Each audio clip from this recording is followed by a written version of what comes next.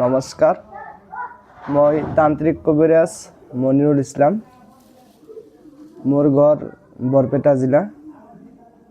মই সকলো দেশ বিদেশ ঘূৰি কামবোৰ কৰি থাকোঁ। আৰু আগতে আমাৰ যিটো ফেচবুক পেজ আছিল, কিবা এটা কাৰণত সেই ফেচবুক পেজটো অলপ বন্ধ হৈছে আৰু খন্তেকৰ কাৰণে সেইটো আমি বন্ধ ৰাখিছোঁ। আমাৰ কিবা ডেট অফ বাৰ্থ ভুল আছিল, তো সেইকাৰণে আকৌ নতুনকৈ পেজ খোলা হ'ল। তো মোৰ কবিৰাজী কামবোৰ আপোনালোকে চাই থাকে। মই কি কাম কৰোঁ,